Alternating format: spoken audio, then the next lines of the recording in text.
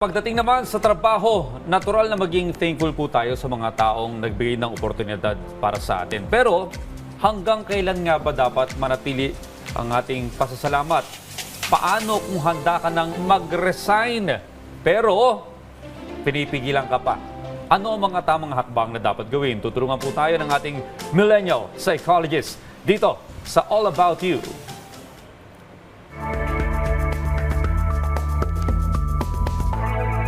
Magandang araw. Ako nga pala si Rian Portuguese, your millennial psychologist at welcome sa All About You, kung saan ito ang safe space mo at pag-uusapan natin ang tungkol sa iyo. Para sa araw na to, basahin natin yung concern ni M. So sabi niya, what to do pag na-box po ng isang tao? I did a decision to resign to work dahil nabully po ako ng seniors ko. The one who recommended me to the job was so furious.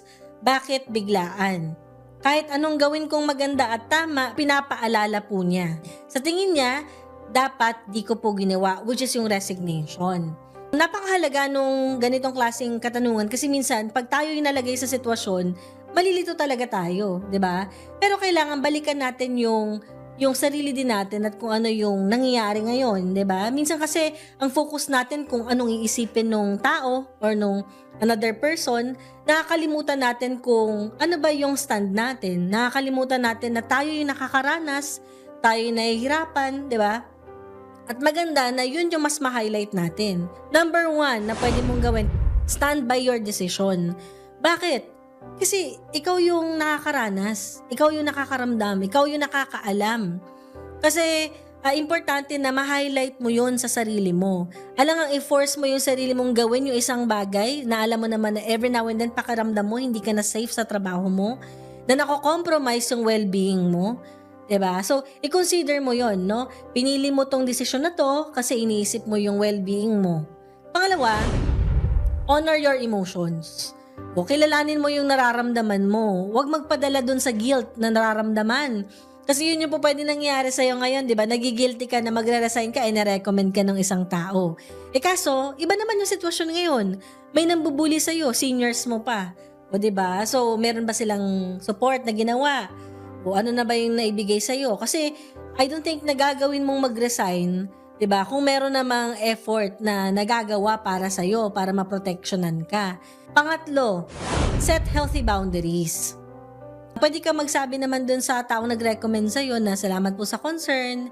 Kapag tinanong ka kung bakit mo biglaang ginawa yun, di ba? Kung kunwari, ayaw mo naman na pag-usapan, pwede mo naman sa kanya sabihin honestly na salamat po sa concern, pero hindi na ako ganun ka-komportable pag-usapan yung issue kasi wala na rin naman ako magagawa. Ganyan. Kung ano man yung gusto mong sabihin, example lang naman to. 'Di ba? So, pwede tayo maging responsive dun sa mga questions ng ibang tao ng short at saka respectful.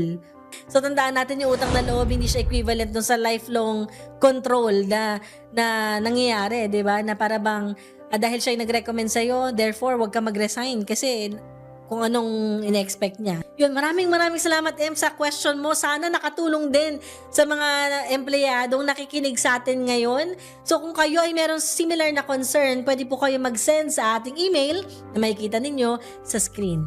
Muli po, this is Rian Portuguese, your millennial psychologist. Maraming salamat.